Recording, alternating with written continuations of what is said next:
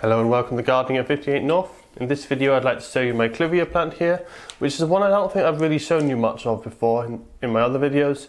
So I've grown this one from seed actually, and I'll just show you a photograph now of what the mother plant looked like with the flowers, and as you can see the flowers in the Clivia do really look quite nice.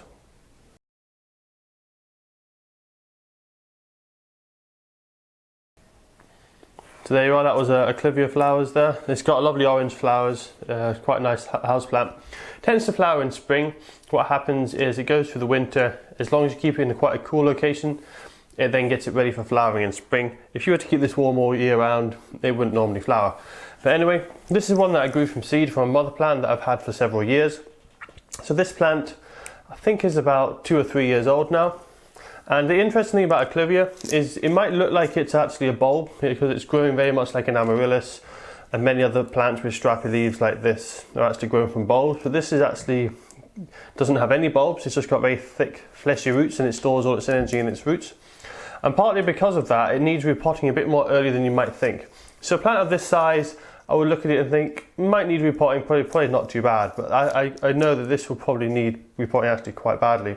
And the obvious signs are the compost is now above the soil level, the roots are actually pushing out of the soil, and you can even see the plastic is starting to deform in places. So I'm going to take this out, and hopefully it's got a good root system, we will find out.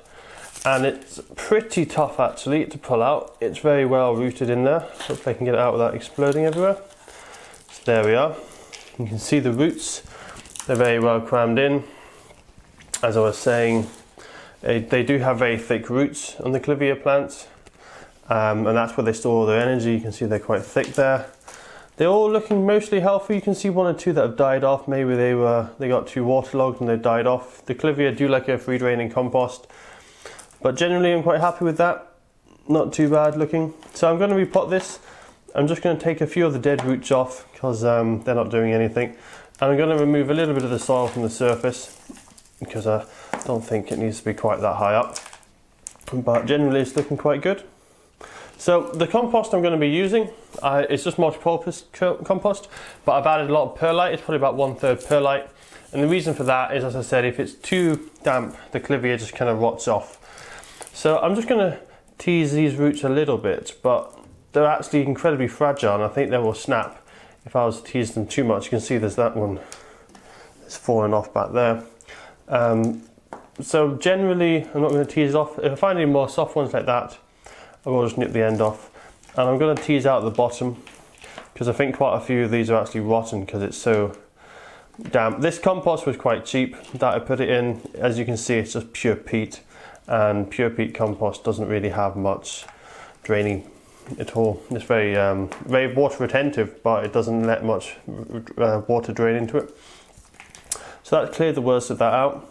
So as I said, I'm going to pot it up with this different type of compost, which has got a lot of perlite, so it's nice and free draining. And before I put it up, I'm going to remove the lowest leaves here because they're going yellow and they're dying off, and they're just going to detract a bit from how the plant looks. That's them poured off. And I'll see if I can show you the very base of it and show you that there isn't a bulb anywhere in this plant. Might be hard to show, but basically it's just lots of roots coming out of a thick stem. That's all it is. And there you go, you can see some of the roots coming out there. So no bulbs anywhere. So I'm just going to pop it in. That looks about a good kind of height. I'm actually going to move it to the side because you can see it was growing in the edge of the pot. So I'm just going to put it in the side like that so that it's actually more central. And then I'm going to fill it up with the better compost.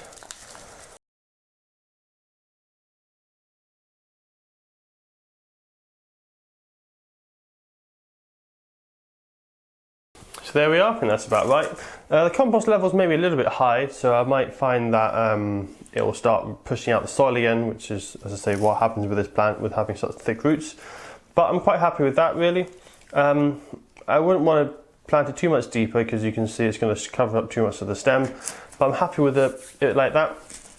So I'll leave this now and leave it on its window. So it's not in a particularly sunny spot, to be honest. It's not too fussy, this plant. It's a really solid plant, the Clivia. You can really neglect it, you can not water it for several weeks actually, and it'll still be fine. The main issue is watering. If you overwater it, then it could kill it.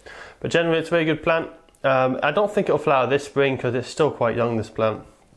It does get about twice this size when it's fully grown, so we'll see. Hopefully next spring I'll have some nice flowers. But I'll give you guys an update maybe in the summer and show you how much it's grown.